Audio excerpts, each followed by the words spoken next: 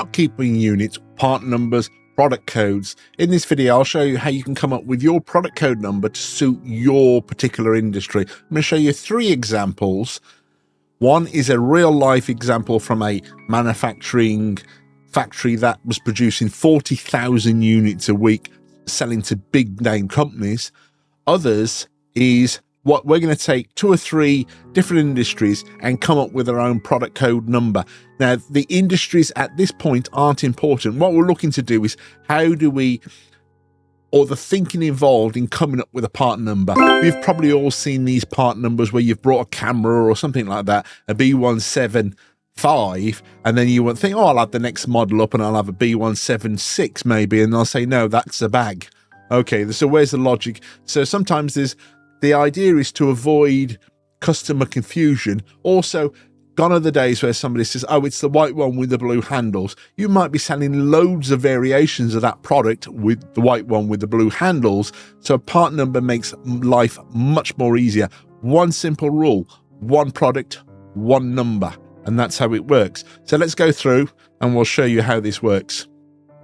So stock keeping unit is a unique, that's what I was saying, one item, one number, is a unique identifier, generally known as SKUs. There's, depending to the industries and where you are in the world, some call them part numbers, product codes, stuff like that. So I'll leave some text on the screen if you want to find out more about the actual terminology and stuff like that. Press pause and feel free to read it. So material requirement planning, MRP, again, uses product code numbers. So if you're manufacturing, this is particularly useful if you're manufacturing. So if you make a product or you make, yeah, it's going to be a product, not a service. So if you make something, so for example, this clamp is going to be made up of various items, but the finished product obviously has its own product number.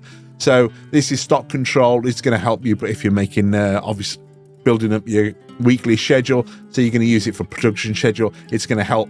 A unique number is going to help with inventory control, both the control of how many finished items you've got, but also the components involved in that, and I'll come to that in a moment. And obviously supply chain management, because you might be outsourcing this and you may have 2 or 3 companies making this for you. So part numbers rule the world.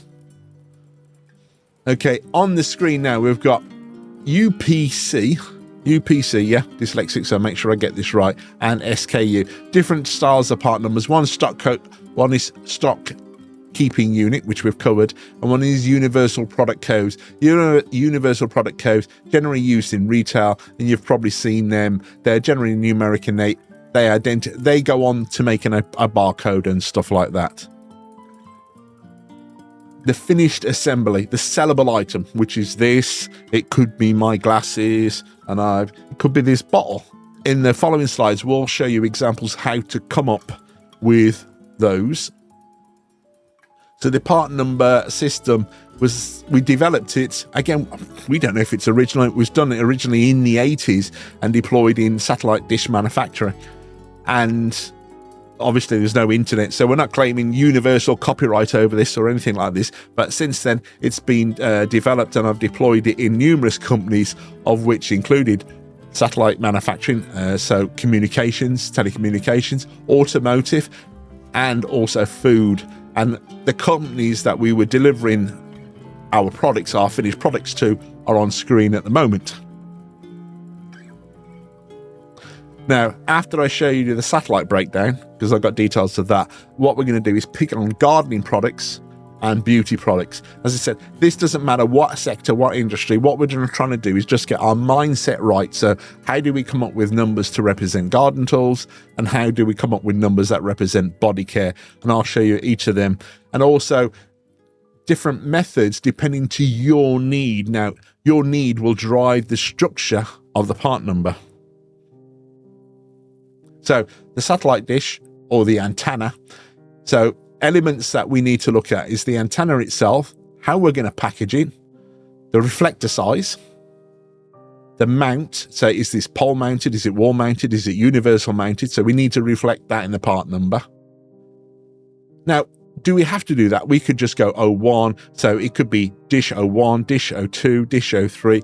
That's where you have the problems where dish 02 is of a higher spec than dish 055 because there's no logic in the part number. So that's another thing we're trying to avoid. And the other thing we want is, so if somebody looks at the part number, somebody within the company, not necessarily a customer or your distributor, but if they look at the part number and it's obvious if it's supposed to be black by the part number itself, and if they can see a purple dish in there, wait a minute, there's something wrong. Either the wrong number's been assigned to this product or the wrong components have been added to this product. So it makes assembly of the finished item potentially a lot easier, at least fault finding a lot easier. So as they were saying, reflector size, special instructions. Is there any special instructions with this particular assembly? Does it have a label? Is there any instructions, leaflets or manuals going in with it? And the feed clamp itself. So that's the clamp that holds the component, the L&B at the end of the dish. So that's all we need for this. Now, if it was a beauty product, we'd need a different set of criteria to come up with a number. So the antenna and the packaging. Now, this was a massive list. It fitted in the alphabet, but we don't need to show it all to work out the example. So we had different names for different dishes. And so in this case, this is a Aries series. It's made from steel, and we're going to the finished item is going to be packed within polystyrene. So we bundle the two together because we're trying to avoid having a really elongated part number. So E is in our matrix represents a Aries steel dish packed in polystyrene. Next is the size of the aerial, the dish. So again, the smallest one we did was 35 centimeters. So anything smaller wasn't going to be an issue. So we started at 35, we moved up, but you'll notice at the bottom we've got 12. Now we could use 12 because I said we wasn't doing anything less than 35. So 12 in this case represents 1.2. We had 1.5, so we'd use that as 15 because in that case we could squeeze the characters down to 2. In other incidences, in other companies, we needed 3 just to reflect the items they were doing. But in this case, we could squeeze it down to 2 because we wasn't doing anything as low as 40. So 12 could easily represent 1.2. So the dish size in this case, 62. Now, how was this particular dish mounted? So again, we had universal mounts, we had pole mounts, we had wall and pole, wall only, and non-penetrable. So the last one was, we used to do dishes for Reuters News, and obviously they're either on the top of vans, or they would just drop the satellite dishes on and put sandbags on the floor plate. So that would have been N. In this case, this is a permanent fixture, and this is going to be wall or pole mounted. So in the assembly, we had those bits, so we call this a B. Now, different dishes, we had obviously steel dishes, which was single colour. We had aluminium dishes, and then we could paint them, various things. In this case, this example, it's a mesh dish. So this is steel with little holes in it, so it's a mesh, and it was painted anthracite. So this is MA. Now you'll see this EP there, that's electro paint. So they're all painted. Everything was pre-painted black before it went out for powder coat. Because everything was done that same process, we didn't need to emphasize that or highlight it within the part number. We knew it was being done on all the components, so it wasn't necessary to highlight it. So we didn't need to go beyond 2 letters. So mesh, anthracite, MA. Special instructions. Was there any special instructions for this dish? In this case, no. There was ones where we're packing the L&B, sometimes there wasn't. And depending to the company we're supplying for, they would in Pace, Grundig or Nokia, there would be a set of instructions or other components like labels and stuff like that to make up their particular dish.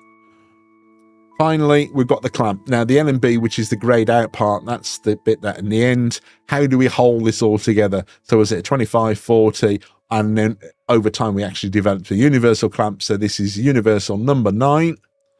So the whole part number structures, there's 6 key components that make up this. So we could look at any part number on the factory floor, any box, and know what should be in there. And over time, the staff, the workers on the shop floor, the teams, they could look at that and they go, oh, we know what we're making. They didn't necessarily need to look at drawings and stuff like that. Obviously, everybody was issued packing lists so they would see what they were doing anyway. But that's the whole premise behind the part numbers. I'm going to fire up the iPad to let's work on how we're going to come up with a part number for gardening tools and then also beauty products. As I said, it doesn't matter what industry you are, we're just trying to get our mindset together and how we can work out what bits and pieces are relevant to this particular sector to come up with a part number. If you are finding the video helpful, do give us a thumbs up and a share. What we're going to do is look at garden tools. So the first thing, what items do we manufacture? So let's bring items in. So items we manufacture. So we make a trowel. And this could be shortened down to TR. We make a hoe. I'm going to use 2 letters here. Again, the reason that is we've got a couple of products like that begin with S. So if we only had one product, so here I've got spade. So I'm going to say SP. And I do a shovel. So I'm going to have SH. Now, again, if I only had items beginning with only one S and one T and all that kind of stuff, I could get away with 1 letter. But then again, that doesn't give us any room to grow. So that's one thing we've got to bear in mind, that you don't want to start off with a 7-digit part number and then in 6 months you decide to add something else to your permutations or your product, and now suddenly it's, oh no, our part number system has fallen to pieces, and you don't really want to be changing part numbers after you've started. So what else have we've got? We've got a rake. So we could have that RA, and then we do a saw. Spell that correctly. Wait a minute, let's use the erase button, make it look nice. So we do a saw, and that's SA. Wheelbarrow.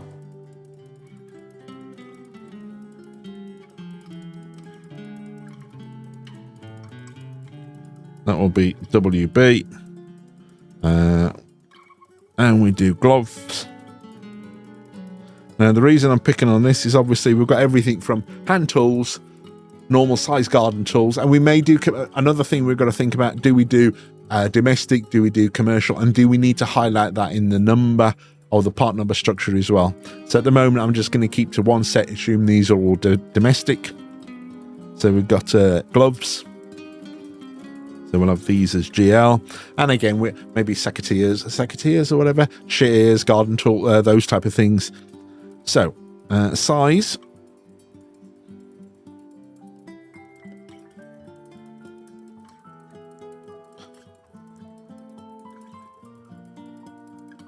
Size. So we're going to do these in centimeters. So if we do these, so we can have various things. So whatever took the component sizes are, they're all going to be in centimeters. So we may have something, say, so if it's 9 centimeters, we're going to go 9. If it's 50 centimeters, it would be 50. If it's beyond a meter, because we have tools and stuff like that which are beyond, so if it's 1.2, it'll be 120. So in this case, we're going to need 3 characters, 3 alpha numbers to represent those sizes. So material. So material, what is the item actually made of?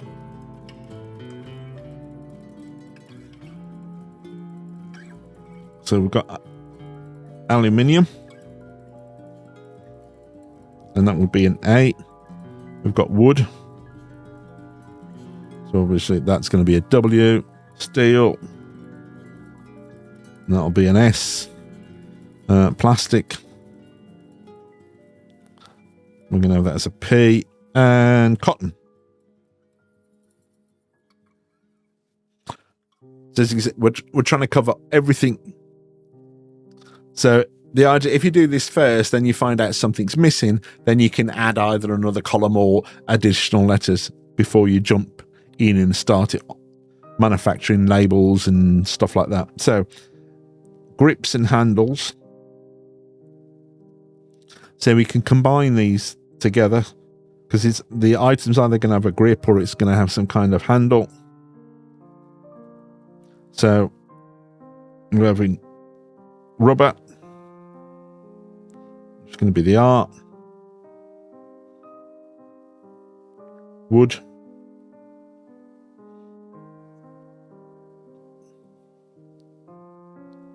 And plastic again, which will be the P. Steel, which will be S. We'll have in composite. So again, the outside world doesn't need to know what this is, just the company or yourself who's developing it. So leather, that's a C, and that's an L. So those are those.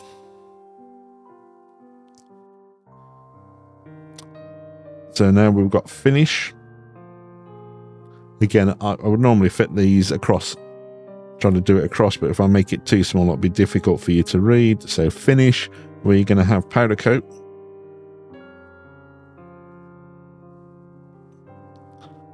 So we'll have this as a P. We're going to have a lacquer. And that will be an L. And we're having a rubber dip. And that's going to be an R. And finally, colour. So clear.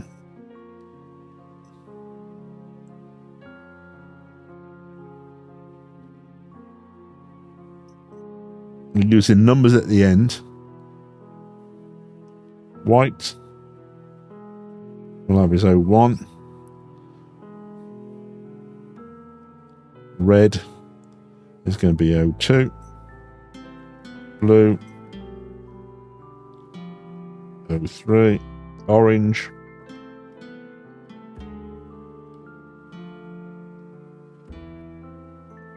04.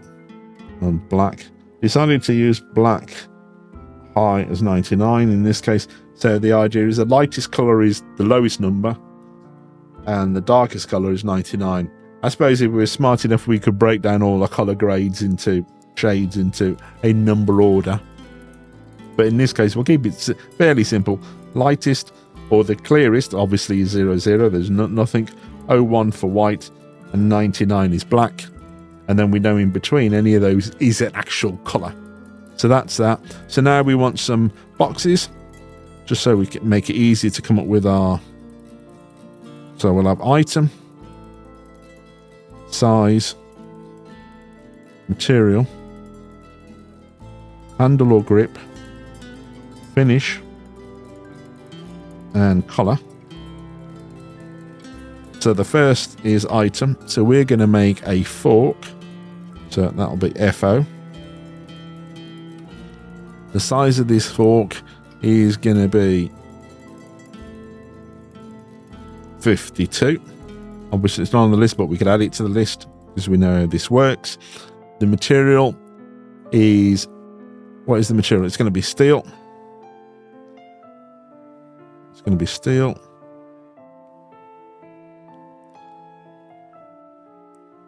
I'm going to have a rubber handle. It's going to be powder coated. And let's have it. What colour should we have? Let's have it in red.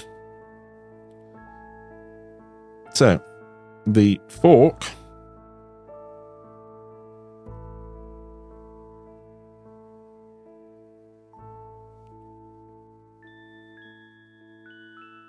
Can you believe it? I forgot to stick fork on the list.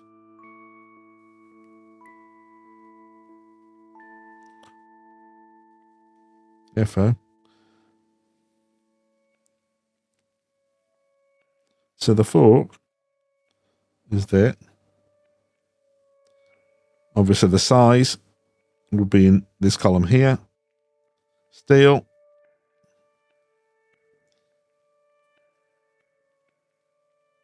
The rubber, the powder coat is there, and obviously the colour is there. Now, if we wanted to, let's create a bit of space here.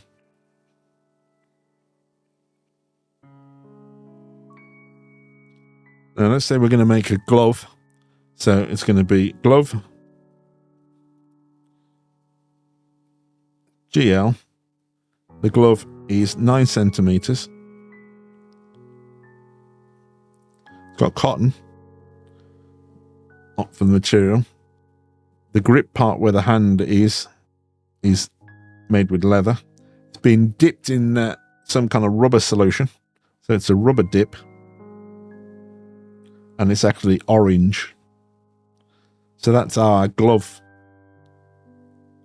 So as long as you didn't do what I did and forget one of the components or the items, all you'll do is go through your list, and then you can see how you can come up with your own product code number, and it will never be, you'll never end up with the same code number twice. So it's that highly unlikely that you'll mess up on your stock code or your stock as well. Because I've worked at places where they've had 2 components, this is a component level, which had 4 or 5 different numbers, because again, it wasn't following a system. So that's that. Now let's tackle beauty. So if you want to see more videos on how to grow your business using all aspects of the internet, do tap the subscribe button now and tick the bell so you don't miss out on any of those important videos. So beauty products. Now this one's going to be really quick. Let's see. So we have, again, initially, we have the item. So we've got a body lotion.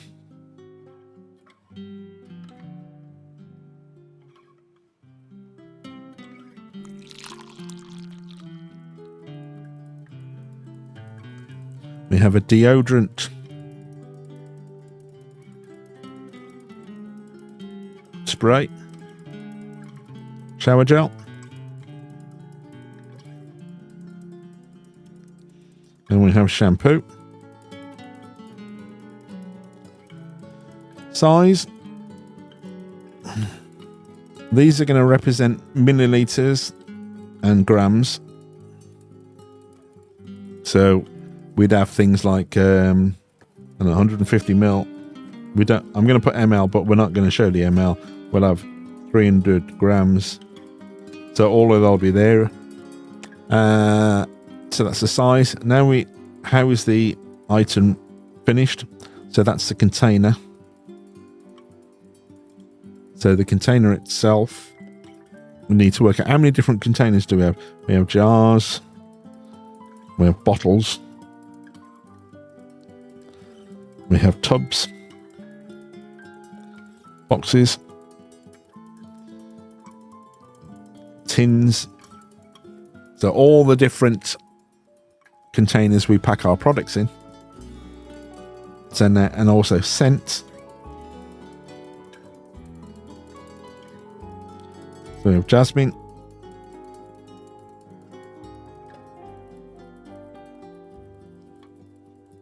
Rose. So it was blackcurrant. Cactus, maybe?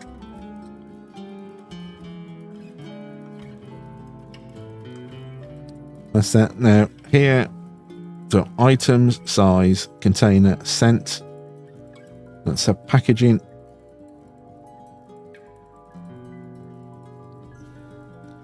So it's going to be boxed. Self.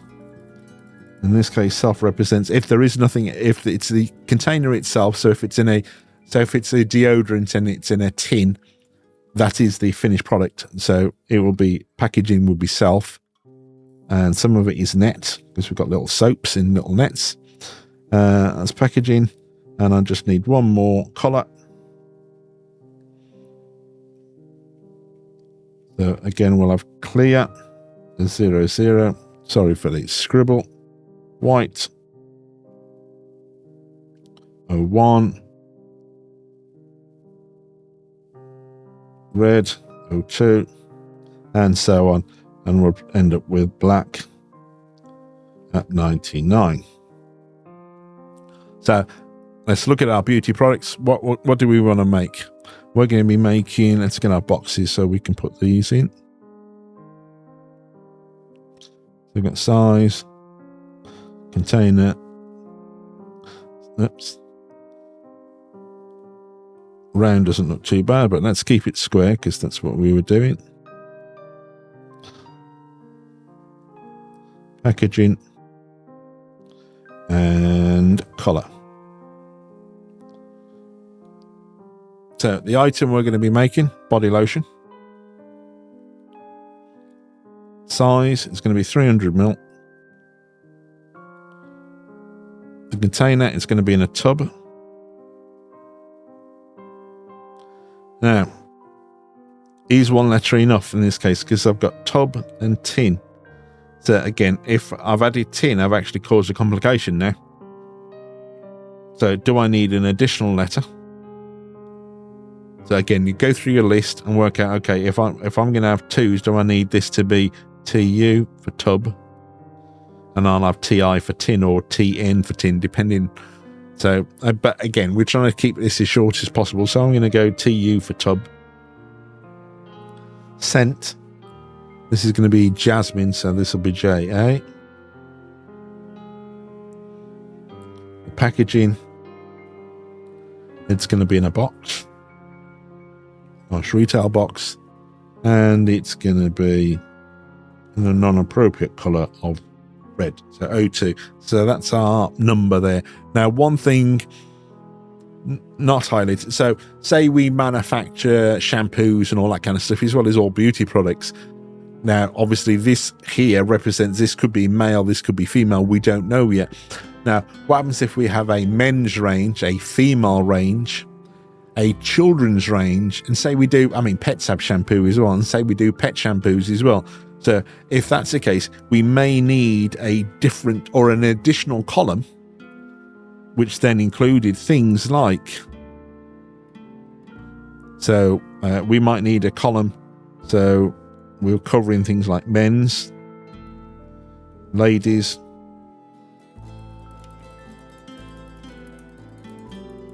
the child, and also pets. So we'd need a column, that one column here maybe, that, I don't know, we call it, I don't know, gender or something like that. This isn't going out, obviously, it just represents that. So the gender might be M, L, so the code there might be M, it might be L, it might be C, it might be P, so we know what gender product it is. That's if, so, and also the other thing is sort. So if body lotion and then size, so the item and the size is important to you, so obviously that this works great. So we've got the item and then the size. But if you needed your sort, again, you can use filters and stuff like that. But if you wanted your list to be sorted in a particular order, so if your importance was the article, so the item, so body lotion or shampoo, and the container, so you wanted your list to be done by the item and then the container, you would then just move the container before the size. Hope that makes sense. In the comments below, let us know what you actually make, how you're going to be using these numbers and what industry are you in. That'd be really nice to know that. Coming up are 2 videos that YouTube reckons you should be watching next.